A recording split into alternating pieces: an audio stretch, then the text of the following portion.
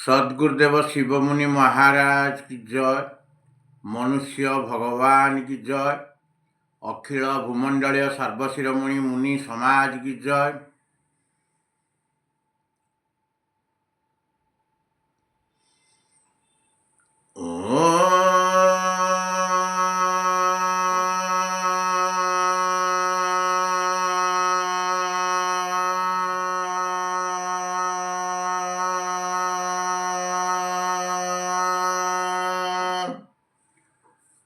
ମୁଁ ଆଜି ସର୍ବପ୍ରଥମେ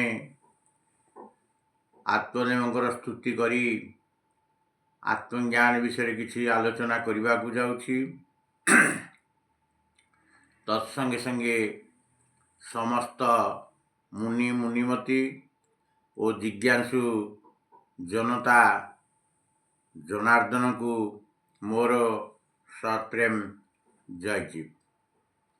ଆଜି ଆମେ ଅନ୍ୟ ବ୍ୟାୟାମ ଓ ସାଧନ ଦ୍ୱାରା କିଭଳି ଭାବରେ କ୍ଷତି ହୁଏ ଓ ଯୋଗ ସାଧନ ବ୍ୟାୟାମ ଦ୍ୱାରା କିଭଳି ଭାବରେ କେବଳ ଲାଭ ହିଁ ହୁଏ ସେ ବିଷୟରେ ଆଲୋଚନା କରିବା।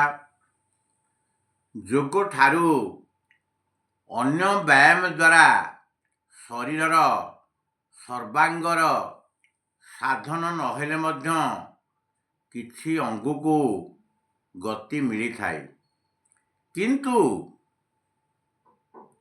କିଛି ଅଙ୍ଗ ଗୁଡ଼ିକର ସଂକୋଚନ ଓ ପ୍ରସାରଣ ବା ତାହାର ହଲାହଲି ହୋଇଥାଏ।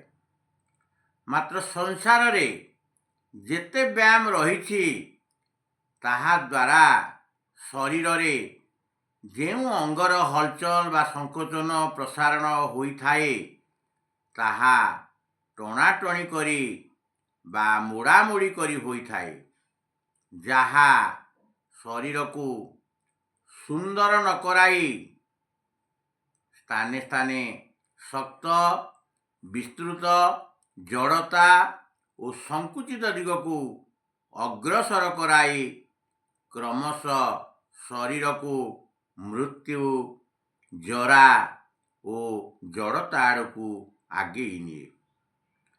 ବ୍ୟାୟାମ ଦ୍ୱାରା ବଳ ବଢ଼େ ଏବଂ ଆୟୁ କମେ। ମୁନି ସମାଜ ଯୋଗ ବ୍ୟାୟାମକୁ ଛାଡ଼ି ବାକି ସବୁ ବ୍ୟାୟାମରେ ବଳ ଅଧିକ ହୋଇଥାଏ, କିନ୍ତୁ ଯୋଗ ବ୍ୟାୟାମରେ ଯେଭଳି ହଜାର ହଜାର ଭଲ ଗୁଣ ରହିଛି, ଅନ୍ୟ ବ୍ୟାୟାମରେ ହଜାର ହଜାର ଦୋଷ ରହିଛି। ମୁନି ସମାଜ ଯୋଗ ବ୍ୟାୟାମକୁ ଛାଡ଼ି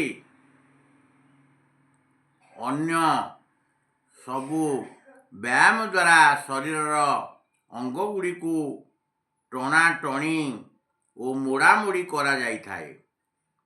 ଫଳରେ ଶରୀର ସୁନ୍ଦର, ନରମ, ସଜୀବ, ସରସ ନ ହୋଇ କ୍ରମଶଃ କଡ଼ା, ଦୃଢ଼, କଠୋର ଓ ଜଡ଼ ହୋଇଯାଉଥାଏ, ଯାହା ଫଳରେ ଶରୀରକୁ ଜଡ଼ତା, ଶକ୍ତ, କଠୋରତା ଓ ମୃତ୍ୟୁ ଆଡ଼କୁ ନେଇଯାଏ।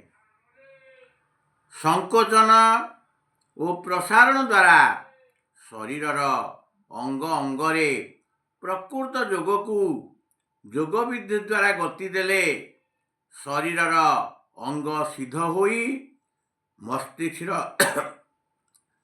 କୋଣ କୋଣ ବା କୋଷ କୋଷ ବା ତାହାର ପ୍ରତ୍ୟେକ ସେଲ୍ସ ସଚେତନ ହୋଇ ବିକଶିତ ହୁଅନ୍ତି। ଫଳରେ ମନୁଷ୍ୟ ଜ୍ଞାନ ପାଇ, ଜ୍ଞାନ ଜାଣି ତତ୍ତ୍ୱକୁ ବୁଝିଯାଏ।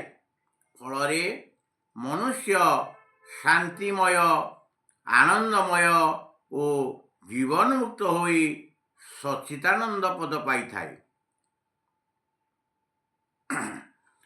ଜ୍ଞାନ ହେଉଛି ମୁକ୍ତିର ମୁଖ୍ୟ କାରଣ। ଯୋଗ ସାଧନ ବିନା ମନୁଷ୍ୟ ସତ୍ୟ ଜ୍ଞାନକୁ ପାଇପାରେ ନାହିଁ କି ପାଇପାରିବ ନାହିଁ, କିନ୍ତୁ ଯୋଗ ସାଧନରେ ମନୁଷ୍ୟ ସତ୍ୟ ଜ୍ଞାନକୁ ପାଇ ଅମୃତ ସ୍ୱରୂପ ଓ କଲ୍ୟାଣର ଭଣ୍ଡାର ଶିବ ସ୍ୱରୂପ ହୋଇଯାଏ। ଏହା ହେଉଛି ଅଖିଳ ଭୂମଣ୍ଡଳୀୟ ସର୍ବଶିର ମୁନି ସମାଜର ଜ୍ଞାନ। ମୁଁ ଏତିକି କହି ମୋର ବାଣୀକୁ ସମାପ୍ତ କରୁଛି। ସମସ୍ତଙ୍କୁ ମୋର ସତ୍ପ୍ରେମ ଜୟ ଜୀବ, ଜୟ ଜୀବ, ଜୟ ଜୀବ।